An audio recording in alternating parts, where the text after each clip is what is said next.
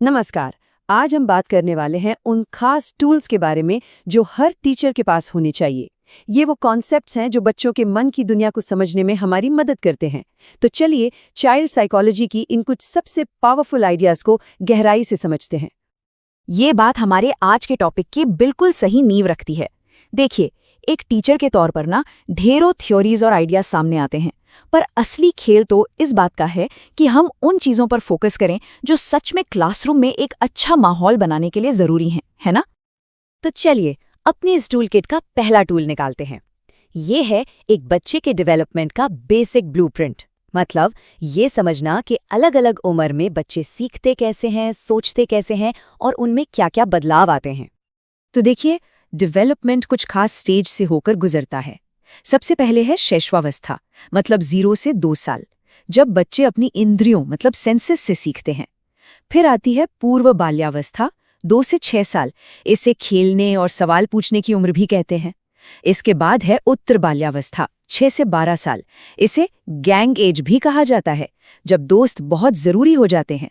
और आखिर में किशोरावस्था, 12 से 18 साल, जब पहचान का संकट यानी आइडेंटिटी क्राइसिस सबसे बड़ा मुद्दा होता है। सच कहें तो हर स्टेज सीखने का एक नया दरवाजा है। अच्छा, तो हमने ये तो देख लिया कि बच्चे कब कब कैसे बड़े होते हैं। अब सवाल ये है कि वो सोचते कैसे हैं। चलिए अब 2 बड़े नामों के आइडियाज को समझते हैं जिन्होंने हमें ये बताया कि बच्चों का दिमाग आखिर काम कैसे करता है। जीन पियाजे ने एक बहुत दिलचस्प बात कही। उन्होंने कहा कि बच्चे एक नन्हे वैज्ञानिक की तरह होते हैं। वो अपने आसपास की दुनिया के साथ खुद ही एक्सपेरिमेंट करते रहते हैं, चीज़ों को छूकर, देखकर, उनके साथ खेलकर, और इसी पूरी प्रोसेस में वो अपनी समझ, अपना ज्ञान खुद बनाते हैं। इन्हीं नन्हे वैज्ञानिकों की शुरुआती खोजों में से एक बहुत बड़ी खोज है वस्तु स्थायित्व या ऑब्जेक्ट परमानेंस। इसका मतलब क्या है? सीधा सा मतलब है कि बच्चे ये समझने लगते हैं कि अगर कोई चीज दिख नहीं रही तो भी वो मौजूद है। इससे पहले अगर आपने कोई खिलौना छिपा दिया तो बच्चे के लिए वो गायब ही हो गया। इसीलिए तो पीकाबू या लुकाछिपी का खेल बच्चों को इतना मजेदार लगता है। वो ये सीखते हैं कि चेहरा सिर्फ छिपा है, गायब नहीं हुआ है। अब यहीं पे कहानी में एक मजेदार मोड़ आता है। जहां पियाजे बच्चे को एक अकेला वैज्ञानिक मानते थे, वहीं वाइगॉत्स्की ने कहा, नहीं, बच्चा एक सोशल लर्नर है, एक प्रशिक्षु की तरह। मतलब वो अकेले नहीं सीखता, बल्कि दूसरों से, अपने दोस्तों से, टीचर से, समाज से बातचीत करके सीखता है। वाइगॉत्स्की के लिए सीखना एक तरह का टीम स्पोर्ट था। तो सोचने समझने के साथ साथ बच्चों का एक नैतिक कंपस, मतलब सही और गलत की समझ भी तो विकसित होती है ना?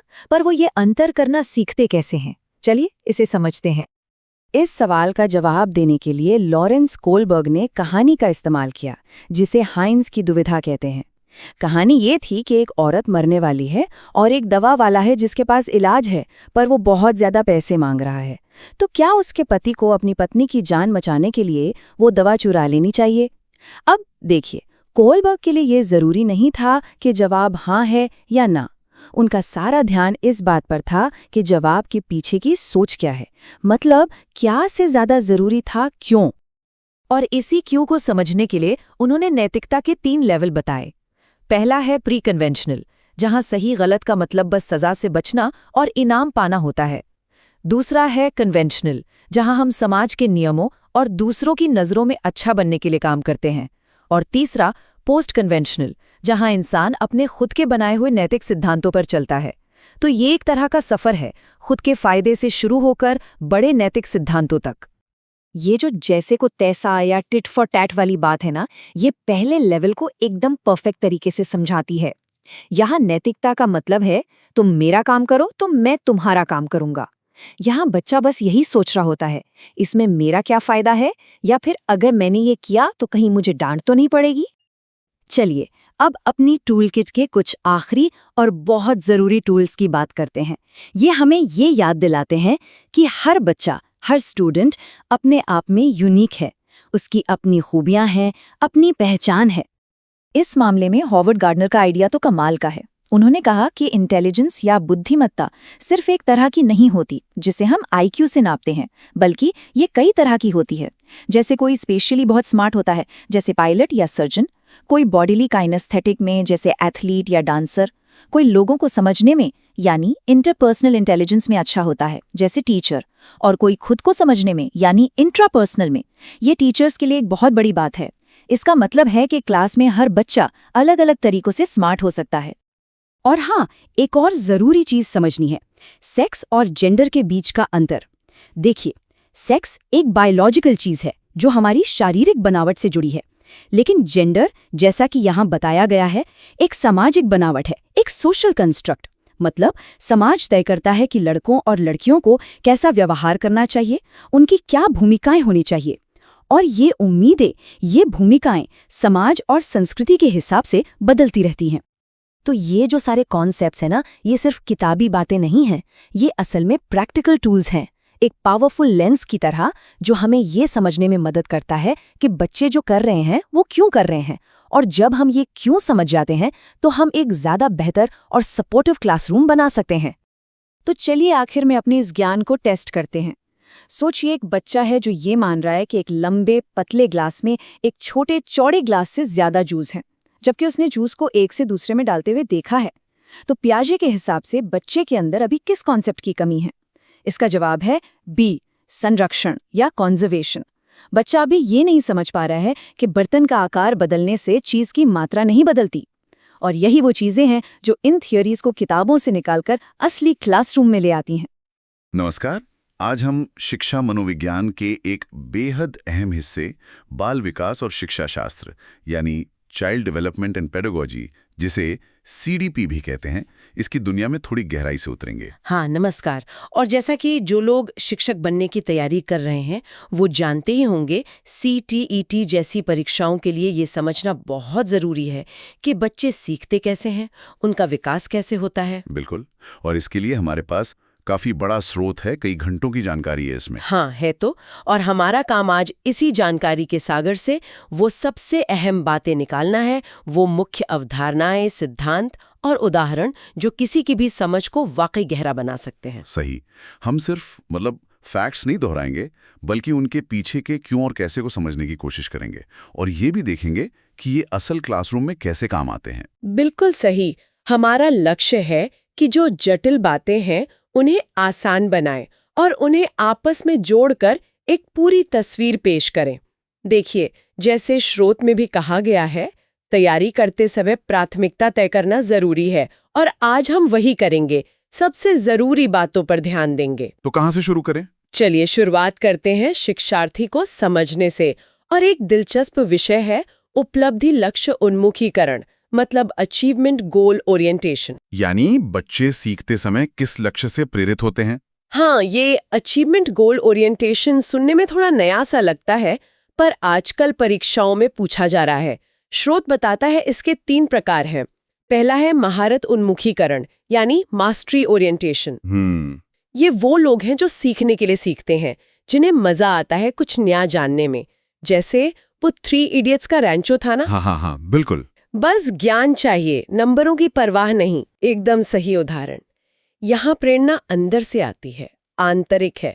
सीखने की प्रक्रिया ही अपने आप में एक इनाम है, और इसे सबसे अच्छा माना जाता है क्योंकि इससे समझ गहरी होती है, ज्ञान लंबे समय तक टिकता है। और दूसरा है प्रदर्शन उपागम, यानी परफॉर्मेंस अप्रोच। यहाँ मकसद होता है दूसरों से बेहतर दिखना, फर्स्ट आना। चतुर 3 इडियट्स का। हाँ बिल्कुल, चतुर रामलिंगम। यहाँ बाहरी चीजें जैसे ग्रेड्स, तारीफ, इनाम, ये ज्यादा मायने रखती हैं। प्रेरणा बाहरी है। और तीसरा वाला थोड़ा दुखद सा है, असफलता परिहार, फेलियर अवॉइडेंस। हाँ, राजू रस्तोगी याद है? बिल्कुल। बस फेल होने से बचना है, किसी तरह पास हो जाना है। यहाँ डर हावी रहता है, मतलब न्यूनतम अंक मिल जाए बस। सही। तो एक शिक्षक के तौर पर जाहिर है हमें बच्चों को रैंचो बनने के लिए प्रेरित करना है, उनमें मास्टरी ओरिएंटेशन जगाना है। पर क्या ये इतना आसान है? क्या परफॉर्मेंस अप्रोच या फेलियर अवॉइडेंस कभी उपयोगी नहीं होते? देखिए, सवाल अच्छा है। महारत सबसे बेहतर है, इसमें कोई शक नहीं। लेकिन हाँ, कभी कभी शुरुआती स्तर पर थोड़ा बाहरी प्रोत्साहन, जैसे परफॉर्मेंस अप्रोच वाला, शायद बच्चों को एक पुश दे सकता है। लेकिन लंबी दौड़ में तो आंतरिक प्रेरणा यानी महारत ही काम आती है। तो शिक्षकों को माहौल ऐसा बनाना चाहिए। बिल्कुल। ऐसा माहौल जहां गलतियां करने और सीखने को महत्व मिले, ना कि सिर्फ दूसरों से आगे निकलने की होड़ हो। ये हुई लक्ष्य की बात। अब आते हैं विकास की मूल अवधारणा पर, कंसेप्ट ऑफ डेवलपमेंट। स्रोत कहता है ये जीवन भर चलने वाली प्रक्रिया है। हाँ, गर्भ से कब्र तक, वोम टू टूम, ये कभी रुकती नहीं। हाँ। और ये कोई सीधी रेखा नहीं है कि बस आगे ही बढ़ते गए। अच्छा। हाँ, विकास बहुआयामी है, मल्टी डायमेंशनल, मतलब शारीरिक, संज्ञानात्मक, सामाजिक, भावनात्मक, ये सब पहलू एक साथ विकसित होते हैं और एक दूसरे को प्रभावित भी करते हैं। और मल्टी डायरेक्शनल भी? हाँ, बहुदिशात्मक भी, मतलब कुछ क्षमताएं बढ़ती हैं तो उम्र के साथ कुछ घट भी सकती हैं, और विकास की रफ्तार भी अलग-अलग क्षेत्रों में अलग-अलग हो सकती है। और एक और बात थी कि ये प्रेडिक्टेबल है पर लीनियर नहीं। सही, प्रेडिक्टेबल यानी पूर्वानुमानित है। हम पैटर्न देख सकते हैं, जैसे बच्चा पहले बैठना सीखेगा, फिर चलना, लेकिन ये लीनियर यानी रैखिक नहीं, स्पाइरल यानी वर्तुलाकार है। स्पाइरल मतलब विकास आगे बढ़ता है, फिर थोड़ा ठहरता है, कभी-कभी थोड़ा पीछे भी हटता है, फिर और आगे बढ़ता है। एक सीधी चढ़ाई नहीं है, घुमावदार रास्ता है। समझ गया। इसी विकास का एक हिस्सा है गत्यात्मक विकास, यानी मोटर डेवलपमेंट, शारीरिक गतिविधियों का विकास। हाँ, और स्रोत में इसके 2 प्रकार बताए हैं, स्थूल और सूक्ष्म, ग्रॉस मोटर स्किल्स और फाइन मोटर स्किल्स। स्थूल गतिक कौशल, ग्रॉस मोटर स्किल्स। इसमें शरीर की बड़ी मांसपेशियां काम आती हैं, जैसे चलना, दौड़ना, कूदना, उछलना, तैरना। स्रोत में उदाहरण था नीरज चोपड़ा का भाला फेंकना। हाँ, या ड्राइविंग करना। बिल्कुल। और दूसरा है सूक्ष्म गतिक कौशल। Fine motor skills. इसमें छोटी मांसपेशियां। हाँ, इसमें छोटी मांसपेशियों का नियंत्रण और खासकर हाथ-आंख का तालमेल, हैंड आई कोऑर्डिनेशन जरूरी होता है, जैसे लिखना, चित्र बनाना, बटन लगाना, सुई में धागा डालना। स्रोत में और भी उदाहरण थे, जैसे नीरज चोपड़ा का स्केच बनाना, हाँ, या काजल लगाना, या क्ले से मॉडल बनाना। एक और उदाहरण था पिता बच्चे का गेंद वाला खेल, जिसमें स्टिक से गेंद को छेद में डालना है। ये सब सूक्ष्म कौशल है। और इनका विकास क्रम क्या है? विकास हमेशा स्थूल से सूक्ष्म की ओर जाता है, ग्रॉस टू फाइन। बच्चा पहले पूरे हाथ से चीजें पकड़ता है, फिर धीरे धीरे उंगलियों का सटीक इस्तेमाल सीखता है। ये समझना जरूरी है। अच्छा, अब उन पड़ावों पर आते हैं जिनसे होकर विकास गुजरता है। विकास की अवस्थाएं, स्टेजेस ऑफ डेवलपमेंट। पहली है शैशवावस्था, इन्फेंसी, जन्म से 2 साल तक। हाँ, इन्फेंसी। इस दौर में बच्चा अपनी इंद्रियों मतलब सेंसेस और क्रियाओं मतलब एक्शंस के जरिए दुनिया को समझता है, छूकर, देखकर, सुनकर, चखकर। भाषा का विकास भी यहीं से शुरू होता है। हाँ, बिल्कुल। पहले रोना, फिर कूइंग मतलब हल्की आवाजें निकालना, फिर बैबलिंग जैसे बाबा, मामा, और एक बहुत बड़ी उपलब्धि है इस अवस्था की, वस्तु स्थायित्व, ऑब्जेक्ट परमानेंस। Object permanence. हाँ, ये समझना कि अगर कोई चीज आंखों के सामने से हटा दी जाए तो भी उसका अस्तित्व खत्म नहीं होता। जैसे अगर माँ कमरे से बाहर चली गई तो वो गायब नहीं हो गई है, वो है। अच्छा, इसे टॉय एज भी कहते हैं शायद। हाँ, कहते हैं। इसके बाद आती है पूर्व बाल्यावस्था, अर्ली चाइल्डहुड, 2 से 6 साल। इसे प्ले एज या प्री स्कूल एज भी कहते हैं। हाँ, यहाँ क्या खास होता है? यहाँ भाषा बहुत तेजी से विकसित होती है। बच्चे प्रतीकात्मक विचार, सिंबॉलिक थॉट इस्तेमाल करने लगते हैं। सिंबॉलिक थॉट मतलब जैसे लकड़ी के टुकड़े को गाड़ी मानकर खेलना, या गुड़िया को असली बच्चा समझकर उससे बातें करना। लेकिन इस उम्र में सोच की कुछ सीमाएं होती हैं। एक है अहंकेंद्रिता यानी ईगोसेंट्रिज्म। ईगोसेंट्रिज्म मतलब बच्चा अहंकारी होता है? नहीं, अहंकारी नहीं। इसका मतलब है कि बच्चा सिर्फ अपना नजरिया समझता है। उसे लगता है जैसा वो सोचता है या देखता है वैसा ही सब सोचते हैं। वो दूसरों का पॉइंट ऑफ व्यू नहीं समझ पाता। अच्छा, जैसे फोन पे बात करते हुए सिरी लाना, ये सोच करके सामने वाला देख रहा है। बिल्कुल, यही है। और होती है अनुत्क्रमणीयता, इरिवर्सिबिलिटी। इरिवर्सिबिलिटी। हाँ, मतलब क्रिया को मानसिक रूप से पलटकर सोचने में दिक्कत। जैसे अगर पानी को एक चौड़े बर्तन से लंबे पतले बर्तन में डाल दें तो उन्हें लगता है पानी ज्यादा हो गया, क्योंकि वो ये नहीं सोच पाते कि पानी वापस चौड़े बर्तन में डालने पर उतना ही रहेगा। या 2 + 3 = 5 है तो 5 - 3 = 2 समझने में मुश्किल। और जीवावाद भी होता है, एनिमिज्म। हाँ, एनिमिज्म, निर्जीव चीजों को भी जिंदा समझना, जैसे टेबल से चोट लग जाए तो टेबल को मारना या गुड़िया को दर्द होना। और हाँ, ये सवाल पूछने की उम्र भी है, क्वेश्चनिंग एज, क्यों, कैसे, क्या? बच्चे बहुत सवाल पूछते हैं। हाँ बिल्कुल। अच्छा, इसके बाद आती है उत्तर बाल्यावस्था, लेटर चाइल्डहुड, 6 से 12 साल। इसे गैंग एज कहते हैं। हाँ, गैंग एज, क्योंकि इस उम्र में बच्चे दोस्तों के समूह मतलब गैंग बनाना और उनके साथ खेलना घूमना ज्यादा पसंद करते हैं। ये स्कूल जाने की उम्र है, एलिमेंट्री स्कूल एज। यहाँ सोच में क्या बदलाव आता है? यहाँ सोच ज्यादा तार्किक, लॉजिकल हो जाती है, लेकिन सिर्फ मूर्त चीजों, कॉन्क्रीट ऑब्जेक्ट्स को लेकर। वो चीजें जिन्हें वो देख और छू सकते हैं। अहं केंद्रिता कम हो जाती है और 3 महत्वपूर्ण क्षमताएं विकसित होती हैं: संरक्षण, कंजर्वेशन, वर्गीकरण, क्लासिफिकेशन, और क्रमबद्धता, सीरिएशन। इन्हें सीसीएस से याद रख सकते हैं। Conservation, classification, seriation. कंजर्वेशन मतलब? वही पानी वाला उदाहरण। अब बच्चा समझने लगता है कि बर्तन का आकार बदलने से पानी की मात्रा नहीं बदलती, या मिट्टी की गोल लोई को चपटा कर दें तो मिट्टी उतनी ही रहती है। और क्लासिफिकेशन? चीजों को उनके गुणों के आधार पर अलग अलग समूहों में बांटना, जैसे रंगों के आधार पर, आकार के आधार पर। और सीरिएशन? चीजों को किसी एक क्रम में लगाना, जैसे लकड़ियों को उनकी लंबाई के अनुसार छोटे से बड़े क्रम में लगाना। समझ गया। और आखिर में किशोरावस्था, एडोलेसेंस, लगभग 12 से 18 साल। इसे तो तूफानी दौर कहते हैं। बिल्कुल, स्टैनली हॉल ने इसे तनाव और तूफान की अवस्था, period of stress and storm कहा है।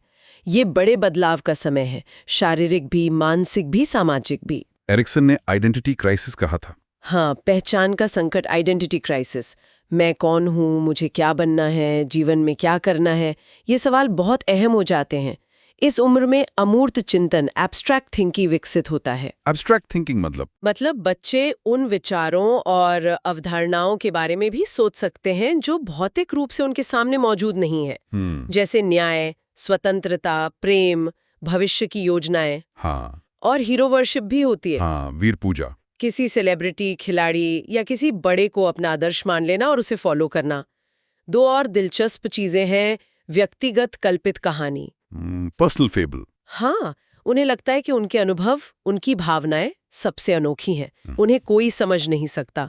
और काल्पनिक श्रोता, इमेजिनरी ऑडियंस। उन्हें लगता है कि सब लोग उन्हीं को देख रहे हैं, उन्हीं पर ध्यान दे रहे हैं, उनके लुक्स, उनके कपड़ों को नोटिस कर रहे हैं, इसलिए वो सेल्फ कॉन्शियस भी हो जाते हैं। अच्छा। समायोजन में दिक्कतें, विद्रोह की भावना, ये सब भी आम है। हाँ बिल्कुल, पेरेंट्स या अथॉरिटी से मतभेद, नियमों को चुनौती देना, शारीरिक बदलाव बहुत तेजी से होते हैं, जिसे ग्रोथ स्पर्ट कहते हैं, और लड़कियों में या अक्सर लड़कों से थोड़ा पहले शुरू होते हैं। WHO के अनुसार ये अवस्था 10 से 19 साल तक मानी जाती है। ये सारे बदलाव, इन सब के पीछे कौन है? क्या सब कुछ जीन्स में लिखा है या माहौल का असर ज्यादा है? ये पुरानी बहस, आनुवंशिकता बनाम पर्यावरण, हेरिडिटी वर्सेस एनवायरनमेंट। स्रोत इसे बहुत अच्छे से स्पष्ट करता है। देखिए, विकास इन दोनों का गुणनफल है, योग नहीं। Development equals to heredity into environment. गुणनफल मतलब कोई एक अकेला काफी नहीं है, दोनों की अंतःक्रिया, इंटरैक्शन जरूरी है। ऐसा नहीं कह सकते कि 50% हेरिडिटी और 50% एनवायरनमेंट, दोनों 100% जरूरी हैं। आनुवंशिकता यानी हेरिडिटी हमें हमारी क्षमताएं देती है, एक आधार देती है। ये ज्यादातर स्थिर, स्टैटिक होती है, जैसे आंखों का रंग, शारीरिक बनावट की संभावना, बुद्धि की एक संभावित सीमा। और पर्यावरण, एनवायरनमेंट, उन संभावनाओं को हकीकत में बदलने का मौका देता है। ये गतिशील है, डायनामिक।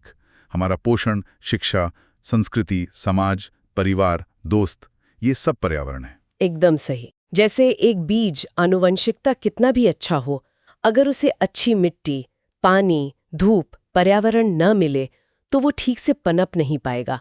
कोई एक दूसरे से ज्यादा महत्वपूर्ण नहीं है, विकास के लिए दोनों अनिवार्य है। ठीक है, तो हमने समझा कि विकास क्या है, कैसे होता है। अब देखते हैं कि बच्चे सीखते कैसे हैं। यहाँ कुछ बड़े सिद्धांतकारों की बात करनी होगी। सबसे पहले जीन पियाजे। हाँ, बहुत महत्वपूर्ण है।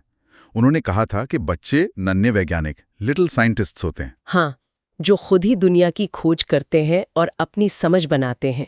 वो खाली बर्तन नहीं है जिनमें ज्ञान भरा जाए। बिल्कुल, वो एक्टिव कंस्ट्रक्टर्स हैं।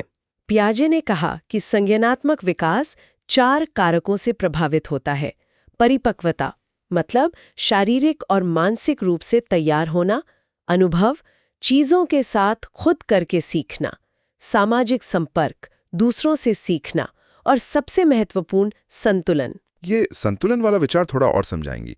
इसमें वो स्कीमा, एसिमिलेशन, अकोमोडेशन की बात आती है ना? हाँ, बिल्कुल। देखिए, हमारे दिमाग में जानकारी को व्यवस्थित करने के लिए मानसिक संरचनाएं होती हैं, जिन्हें पियाजे ने स्कीमा कहा। ये ज्ञान के पैकेट्स की तरह हैं। अच्छा। जब हम कोई नई जानकारी या अनुभव देखते हैं तो पहले उसे अपने मौजूदा स्कीमा में फिट करने की कोशिश करते हैं। इसे कहते हैं आत्मसातकरण, एसिमिलेशन। उदाहरण? जैसे बच्चे ने पहली बार कुत्ता देखा, उसने स्कीमा बनाया, 4 पैर, पूंछ, भौंकता है = कुत्ता।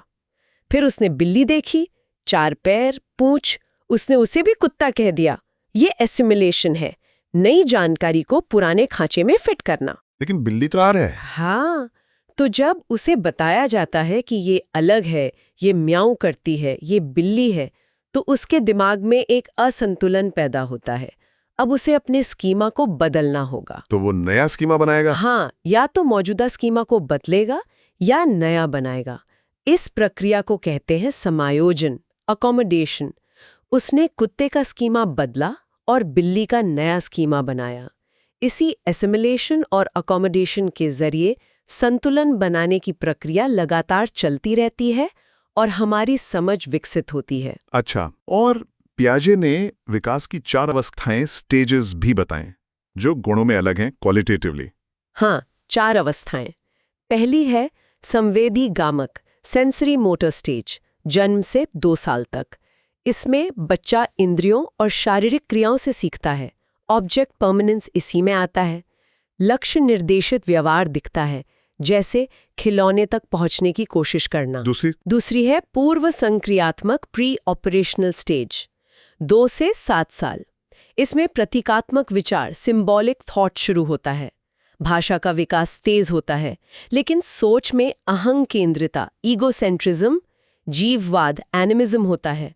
तार्किक सोच और संरक्षण की कमी होती है। सोच एक ही पहलू पर केंद्रित रहती है, जिसे सेंट्रेशन कहते हैं। तीसरी स्टेज मूर्त संक्रियात्मक, कॉन्क्रीट ऑपरेशनल स्टेज, 7 से 11 साल। यहाँ बच्चा मूर्त चीजों पर, जिन्हें वो देख छू सकता है, उन पर तार्किक रूप से लॉजिकली सोच सकता है। संरक्षण, वर्गीकरण, क्रमबद्धता, CCS आ जाती है। सोच पलटने लगती है, यानी रिवर्सिबिलिटी आ जाती है, जैसे 5 - 3 = 2 समझना। और चौथी और आखिरी है औपचारिक संक्रियात्मक, फॉर्मल ऑपरेशनल स्टेज, 11 साल और उसके बाद। यहाँ अमूर्त चिंतन, एब्स्ट्रैक्ट थिंकिंग विकसित होता है। बच्चा परिकल्पनाएं बना सकता है, उन्हें टेस्ट कर सकता है। हाइपोथेटिको डिडक्टिव रीजनिंग, प्रॉब्लम सॉल्विंग की क्षमता बढ़ जाती है। पियाजे मानते थे कि ये अवस्थाएं क्रम से आती हैं और एकदम अलग होती हैं, इसलिए विकास डिसकंटिन्यूअस है। हाँ, पियाजे के अनुसार विकास अवस्थाओं में होता है, इसलिए ये असतत या डिसकंटिन्यूअस है। हर अवस्था में सोच का तरीका बदल जाता है। लेकिन एक और बड़े विचारक थे, लेव वाइगोत्स्की। उनका नजरिया पियाजे से थोड़ा अलग था, है ना? जी। वो समाज और संस्कृति पर बहुत जोर देते थे। बिल्कुल। वाइगोत्स्की का मानना था कि बच्चे का संज्ञानात्मक विकास अकेले नहीं होता। सीखना एक सामाजिक प्रक्रिया है। समाज, संस्कृति और भाषा इसमें केंद्रीय भूमिका निभाते हैं। पियाजे ने बच्चे को नन्हा वैज्ञानिक कहा, वाइगोत्स्की ने उसे सामाजिक प्राणी माना, जो दूसरों से सीखता है।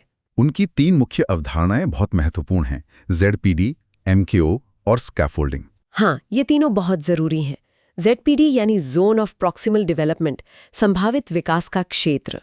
ये क्या है? ये वो दायरा है जो बच्चा अकेले क्या कर सकता है और किसी की मदद से क्या कर सकता है, उसके बीच का अंतर है। मतलब बच्चा कहाँ तक पहुंच सकता है अगर उसे सही मदद मिले। और ये मदद कौन देता है? MKO? हाँ, MKO यानी मोर नॉलेजेबल अदर, अधिक जानकार अन्य। ये कोई भी हो सकता है, शिक्षक, माता पिता, बड़ा भाई बहन, दोस्त, या आजकल तो तकनीक भी, कोई भी जो उस विशेष काम में बच्चे से ज्यादा जानता हो। और स्कैफोल्डिंग, वो लकड़ी का ढांचा? हाँ, पाड़ या मचान।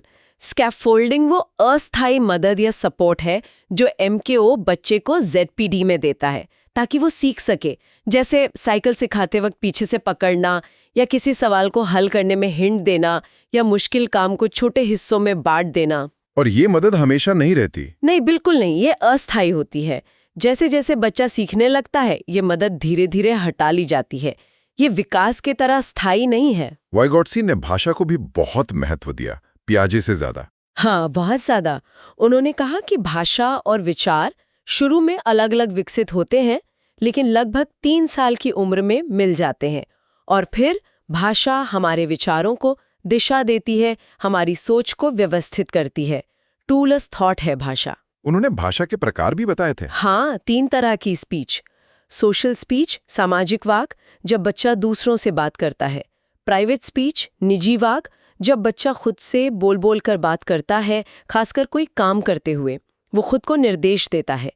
पियाजे इसे ईगोसेंट्रिक स्पीच कहते थे और महत्वहीन मानते थे, लेकिन वाइगोट्स्की के लिए ये बहुत महत्वपूर्ण है। ये सोच को गाइड करती है। और तीसरी? साइलेंट इनर स्पीच, मौन आंतरिक वाक, जब प्राइवेट स्पीच मन ही मन होने लगती है, हम बिना बोले सोचते हैं। वाइगोट्स्की के अनुसार विकास सतत, कंटिन्यूअस होता है, अवस्थाओं में बटा हुआ नहीं। तो पियाजे और वाइगोट्स्की में काफी अंतर है। एक इंडिविजुअल पर फोकस कर रहा है, दूसरा समाज पर। हाँ, मोटे तौर पे कह सकते हैं। अब आते हैं नैतिकता पर।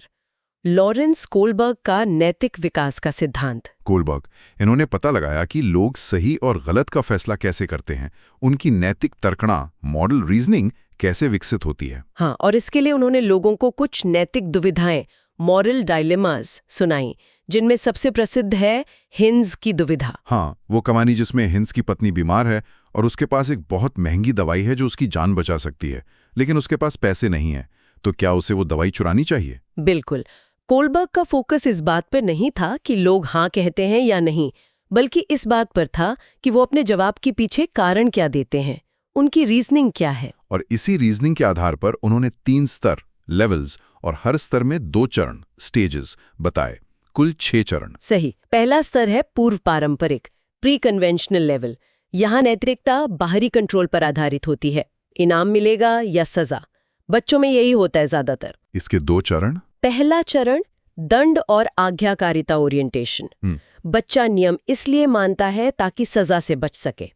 अगर पकड़े नहीं गए तो गलत नहीं। दूसरा चरण साधनात्मक सापेक्षवादी या व्यक्तिवाद और विनिमय, instrumental relativist, individualism and exchange orientation. मतलब जैसे को तैसा, टिट फॉर टैट। तो मेरी मदद करो, मैं तुम्हारी करूंगी, अपना फायदा देखना। अच्छा। दूसरा स्तर पारंपरिक स्तर, कन्वेंशनल लेवल। यहाँ व्यक्ति समाज के नियमों और अपेक्षाओं को मानने लगता है, उन्हें इंटरनलाइज कर लेता है। ज्यादातर वयस्क इसी स्तर पर होते हैं। इसके 2 चरण। तीसरा चरण अच्छा लड़का अच्छी लड़की ओरिएंटेशन। यहाँ सही काम वो है जिससे दूसरों की स्वीकृति मिले, लोग आपको अच्छा समझें, दूसरों की नजरों में अच्छा बनना जरूरी है। चौथा चरण कानून और व्यवस्था, लॉ एंड ऑर्डर ओरिएंटेशन। यहाँ नियमों का पालन इसलिए किया जाता है क्योंकि वो नियम हैं, वो समाज को चलाने के लिए जरूरी हैं। कानून का सम्मान करना, जैसे ट्रैफिक लाइट पर रुकना, क्योंकि ये नियम है। और तीसरा उच्चतम स्तर, उत्तर पारंपरिक स्तर, पोस्ट कन्वेंशनल लेवल। यहाँ व्यक्ति समाज के नियमों से ऊपर उठकर अपने खुद के नैतिक सिद्धांत बनाता है। ये सबसे कम लोग पहुंच पाते हैं। इसके चरण। पांचवा चरण सामाजिक अनुबंध, सोशल कॉन्ट्रैक्ट ओरिएंटेशन। यहाँ व्यक्ति समझता है कि नियम समाज की भलाई के लिए हैं, लेकिन वो बदले भी जा सकते हैं अगर वो बहुमत के अधिकारों का हनन करें। व्यक्तिगत अधिकारों और लोकतांत्रिक प्रक्रिया का सम्मान। छठा चरण सार्वभौमिक नैतिक सिद्धांत, यूनिवर्सल एथिकल प्रिंसिपल्स ओरिएंटेशन। ये उच्चतम स्तर है। यहाँ व्यक्ति अपने ज़मीर की आवाज़ पर सार्वभौमिक सिद्धांतों जैसे न्याय, समानता, मानवाधिकार के आधार पर फैसले लेता है, भले ही वो कानून के खिलाफ क्यों ना हो। जैसे हिंज का दवाई चुराना शायद इस स्तर पर सही ठहराया जा सकता है क्योंकि जान बचाना कानून से बड़ा सिद्धांत है। हाँ, संभवतः। लेकिन कोहलबर्ग की आलोचना भी हुई है। किस बात पर? एक तो जेंडर बायस की। उन्होंने अपना शोध मुख्य रूप से पुरुषों पर किया था, तो कैरल गिलिगन जैसी आलोचकों का कहना था कि ये महिलाओं के नैतिक विकास जो देखभाल और संबंधों पर आधारित हो सकता है, को ठीक से नहीं दर्शाता। दूसरी आलोचना है कि उनकी दुविधाएं काल्पनिक थीं, असल जीवन में लोग शायद अलग व्यवहार करें।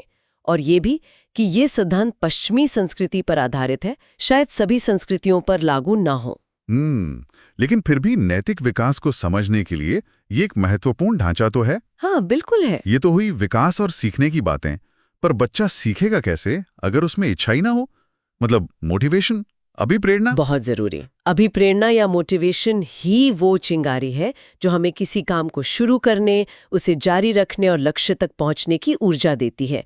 इसके बिना सीखना बहुत मुश्किल है। इसके प्रकार भी हैं। अंदर से आती है। हम कोई काम इसलिए करते हैं क्योंकि हमें उसमें मजा आता है, रुचि होती है, जिज्ञासा होती है। जैसे अपनी खुशी के लिए कोई किताब पढ़ना या कोई स्किल सीखना। इसे सीखने के लिए सीखना कहते हैं।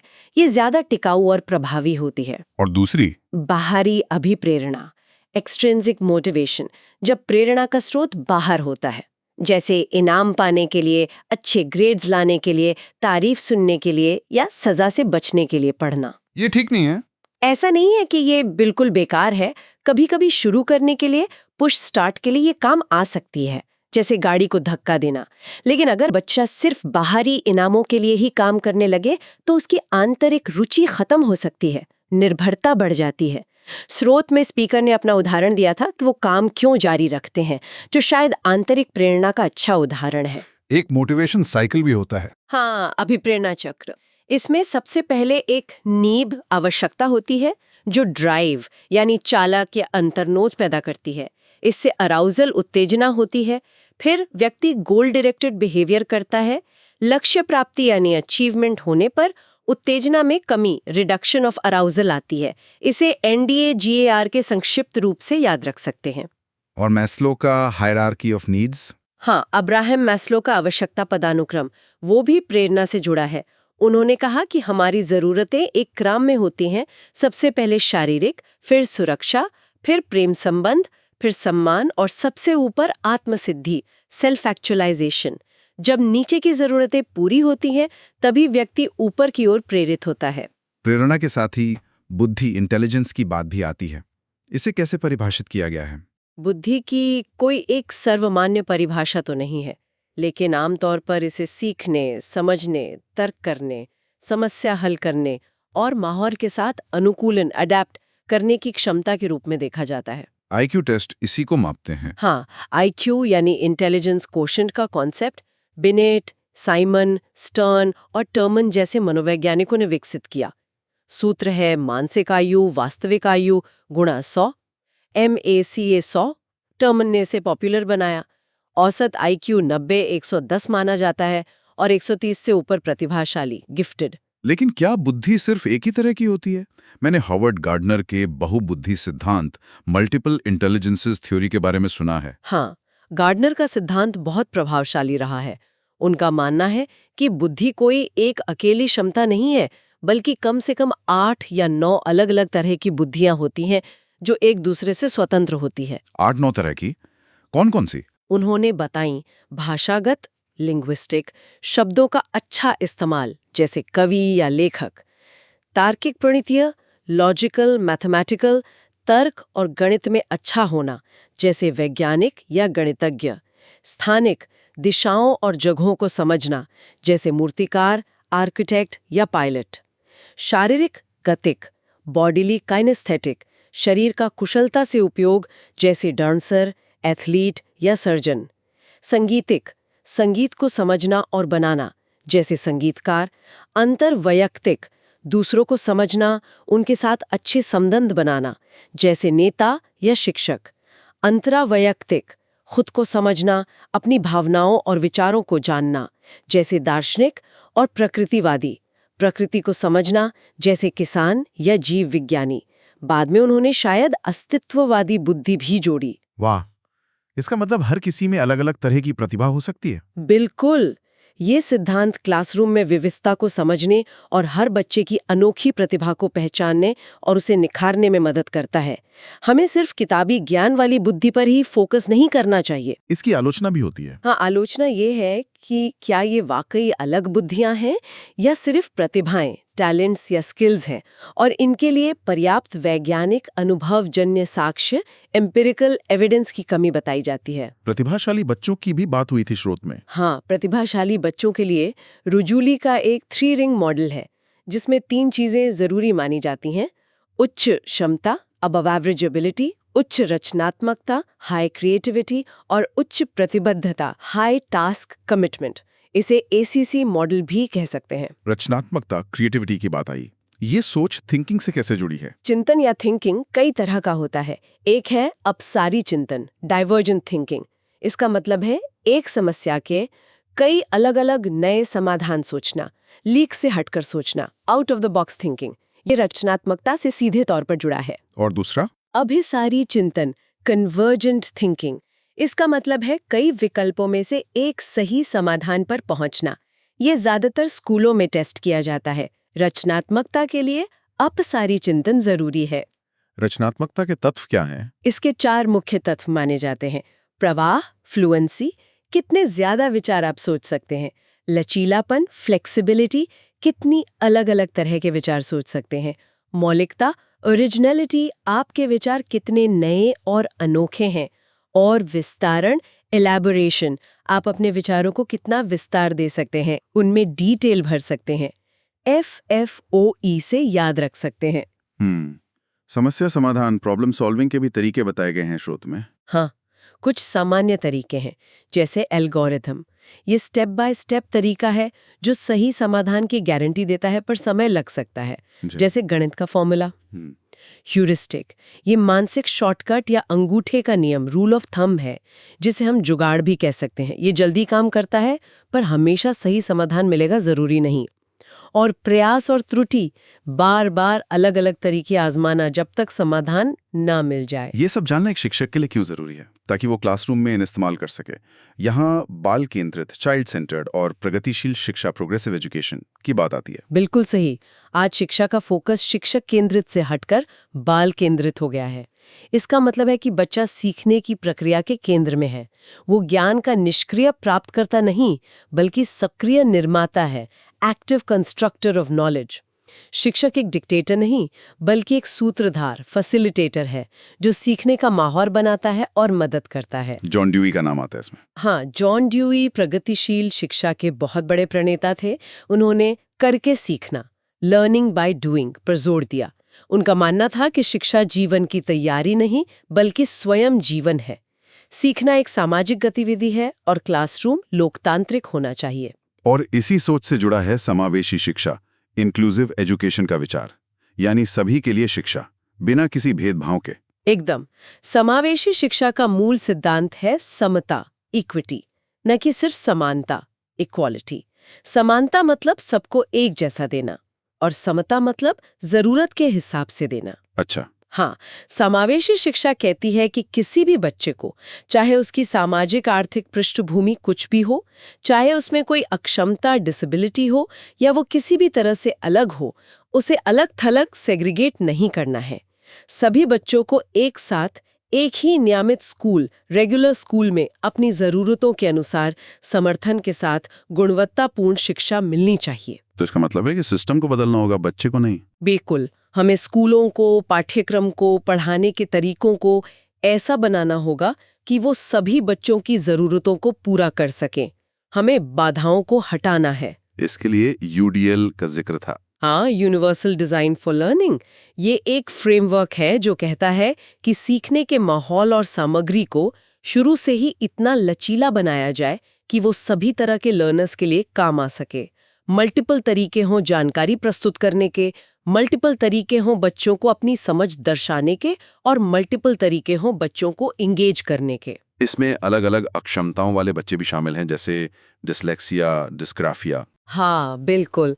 डिसलेक्सिया, पढ़ने में कठिनाई; डिस्ग्राफिया, लिखने में कठिनाई; डिस्कैल्कुलिया, गणित में कठिनाई; ADHD, ध्यान की कमी और अति सक्रियता; ऑटिज्म स्पेक्ट्रम डिसऑर्डर, या फिर सुनने या देखने में अक्षमता, हियरिंग, विजुअल इम्पेयरमेंट; चलने फिरने में दिक्कत, लोकोमोटर डिसेबिलिटी। इन सभी बच्चों को पहचानना और उनके लिए उपयुक्त शिक्षण रणनीतियां जैसे सहायक उपकरण, बैठने की सही व्यवस्था, सामग्री में बदलाव अपनाना समावेशी शिक्षा का हिस्सा है। और जो बच्चे प्रतिभाशाली या बहुत क्रिएटिव हैं, उनके लिए भी विशेष ध्यान देने की जरूरत है। उन्हें सामान्य क्लासरूम के काम के अलावा चुनौती भरे काम, एनरिचमेंट प्रोग्राम्स दिए जा सकते हैं। प्रतिभाशाली बच्चों के लिए कभी-कभी त्वरण यानी क्लास जंप करने का विकल्प भी होता है, पर यह सावधानी से करना चाहिए। ये सब हो रहा है या नहीं, ये जानने के लिए मूल्यांकन, असेसमेंट कैसे होना चाहिए? सिर्फ साल के अंत में परीक्षा? नहीं, बिल्कुल नहीं। अब जोर है सतत और व्यापक मूल्यांकन, कंटिन्यूअस एंड कॉम्प्रहेंसिव इवैल्यूएशन। सतत मतलब लगातार, पूरे साल, और व्यापक मतलब बच्चे के सभी पहलुओं का मूल्यांकन, सिर्फ पढ़ाई स्कोलास्टिक नहीं, बल्कि खेलकूद, कला, सामाजिक गुण, को स्कोलास्टिक भी। इसके उद्देश्य क्या है? मूल्यांकन के 3 मुख्य उद्देश्य या प्रकार हैं जिन्हें स्रोत में बताया गया है। सीखने के लिए आकलन, असेसमेंट फॉर लर्निंग, ये फॉर्मेटिव यानी रचनात्मक होता है, पढ़ाने के दौरान किया जाता है ताकि शिक्षक और छात्र दोनों को फीडबैक मिले और सुधार किया जा सके। ये सीखने की प्रक्रिया का हिस्सा है। दूसरा, सीखने का आकलन, असेसमेंट ऑफ लर्निंग, ये समेटिव यानी योगात्मक होता है। ये आमतौर पर यूनिट या कोर्स के अंत में होता है, ग्रेड देने या पास फेल का निर्णय लेने के लिए। ये सीखने का परिणाम बताता है। और तीसरा, सीखने के रूप में आकलन, असेसमेंट एज लर्निंग। इसमें बच्चा खुद अपने सीखने का आकलन करता है, सेल्फ असेसमेंट, या अपने साथी का आकलन करता है, पीयर असेसमेंट। इससे उनमें मेटाकॉग्निटिव स्किल्स विकसित होती हैं।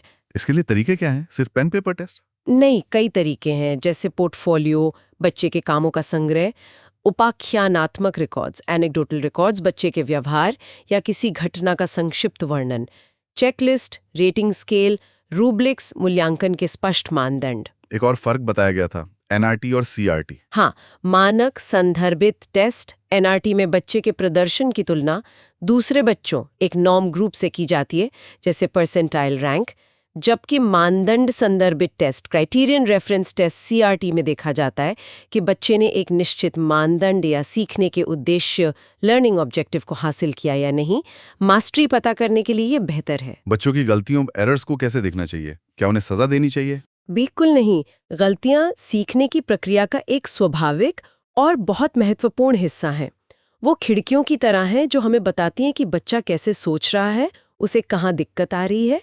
शिक्षक को गलतियों को एक अवसर की तरह देखना चाहिए, उन्हें समझने और बच्चे को सीखने में मदद करने का मौका। और ऑल्टरनेटिव कंसेप्शंस? हाँ, वैकल्पिक अवधारणाएं या नेव थ्योरीज, ये दुनिया के बारे में बच्चों की अपनी सहज समझ होती है, जो अक्सर वैज्ञानिक रूप से सही नहीं होती। जैसे उन्हें लगता है कि भारी चीजें जल्दी गिरती हैं। इन्हें सीधे गलत कहकर खारिज नहीं करना चाहिए, बल्कि चर्चा, प्रयोग और अनुभवों के जरिए उन्हें चुनौती देनी चाहिए ताकि वो सही वैज्ञानिक समझ बना सकें। लिंग, जेंडर के मुद्दे पर भी बात हुई थी। हाँ, ये समझना बहुत जरूरी है कि लिंग, जेंडर एक सामाजिक संरचना है, सोशल कंस्ट्रक्ट। समाज तय करता है कि लड़कों और लड़कियों से क्या अपेक्षित है, जबकि सेक्स जैविक, बायोलॉजिकल होता है। क्लासरूम में हमें लिंग आधारित रूढ़िवादिता, स्टीरियोटाइप से बचना चाहिए, जैसे लड़के रोते नहीं या लड़कियां गणित में कमजोर होती हैं। तो क्या करना चाहिए? लिंग समता, जेंडर पैरिटी इक्विटी को बढ़ावा देना चाहिए। दोनों को समान अवसर और सम्मान देना चाहिए। और लिंग तटस्थ भाषा, जेंडर न्यूट्रल लैंग्वेज का प्रयोग करना चाहिए। और आखिरी कुछ बिंदु, संज्ञान और संवेग, कॉग्निशन एंड इमोशन। इनका बहुत गहरा रिश्ता है। ये द्विदिशात्मक है, बाई डायरेक्शनल। हमारी सोच हमारे भावों को प्रभावित करती है और हमारे भाव हमारी सोच और सीखने को प्रभावित करते हैं। डर, चिंता सीखने में बाधा डालते हैं, जबकि खुशी, रुचि, जिज्ञासा सीखने में मदद करते हैं। और मेटाकॉग्निशन? परासंज्ञान, मेटाकॉग्निशन, यानी सोचने के बारे में सोचना, थिंकिंग अबाउट थिंकिंग, अपने सीखने की प्रक्रिया के बारे में जागरूक होना, उसे प्लान करना, मॉनिटर करना और मूल्यांकित करना।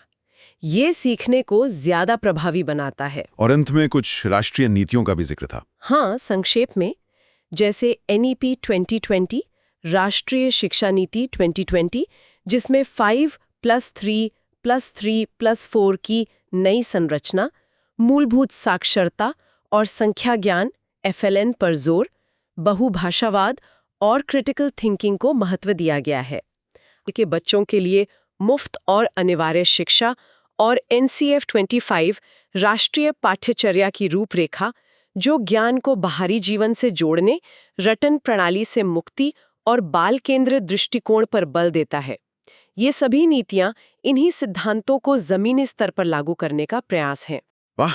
तो हमने आज बाल विकास की बुनियादी समझ से लेकर सीखने के अलग-अलग सिद्धांतों, प्याजे, वाइगॉट्स्की, कोलबर्ग को समझा, फिर अभिप्रेरणा, बुद्धि, रचनात्मकता की बात की, और फिर ये देखा कि कैसे एक समावेशी, बाल केंद्रित कक्षा बनाई जाए और मूल्यांकन कैसे किया जाए।